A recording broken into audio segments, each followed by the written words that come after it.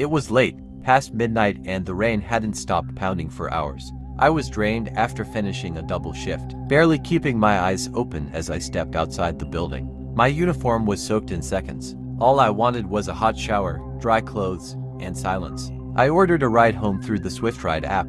I order a black sedan, license plate 7K84, and the driver name is Mark. The estimated arrival time is 2 minutes. When the car pulled up to the curb, headlights cutting through the rain, I didn't think too much of it because it was the same car, same plate. I opened the back door and sank into the seat with a relieved sigh. The driver didn't greet me. He was a heavy-set man in a dark hoodie. His hoodie was pulled so far forward that it cast a shadow over most of his face. He didn't even say my name for confirmation. He just nodded once and pulled into the street without hesitation. Almost immediately, something felt off. The vents blasted cold air at full power, so cold it fogged the windows at the edges. The radio was dead silent, and the GPS screen, clearly visible from the back seat, wasn't on the navigation page. He wasn't using it at all. Yet he drove with total confidence, taking the correct turns as if he already knew exactly where my home was. Trying to ease the tension, I muttered, "Hello," but he did but respond. My uneasiness grew heavy. I pulled out my phone to open the app, maybe check his rating, check the route. But before I could tap anything, a notification slid across my screen. It was a text message from an unknown number. SwiftRide driver 12:47 a.m. Hey, it's your driver, Mark.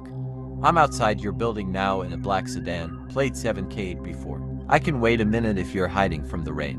My stomach dropped. I read it twice, 3 times. If Mark was outside my workplace right now, then who was driving me? I slowly lifted my gaze to the rearview mirror. The driver's face was still mostly hidden, but I could see just enough of to dark. Dull reflection staring straight ahead without blinking. My hands trembled as I opened the SwiftRide app. The screen nearly made me drop the phone. It shows ride canceled.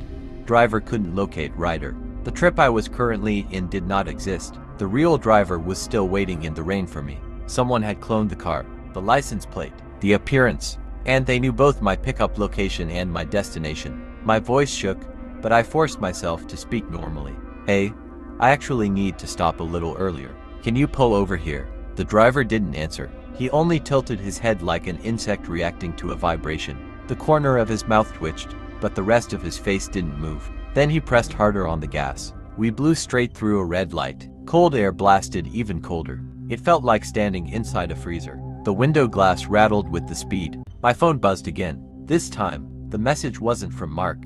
It was a message sent using my own name, as if I had texted myself. It says 12:48 a.m. Stop checking the app. You're already exactly where you need to be. My throat tightened. I reached for the door. No handle.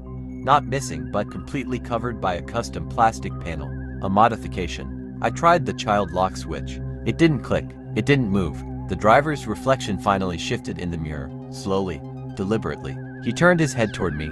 His eyes were wide open, unnaturally bright and reflecting the faint dashboard glow like something dead trying to mimic life. And the expression I saw wasn't on his face. It was on the rearview mirror. The car kept accelerating, slicing through the rain-soaked streets, heading in the opposite direction of my home. The air vents hissed with static, and underneath it, I heard it.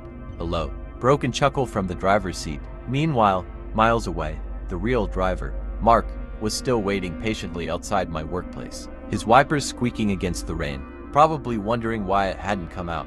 The thing driving me knew my name, my route, and it knew how to mimic an app notification perfectly. I wasn't in a ride home.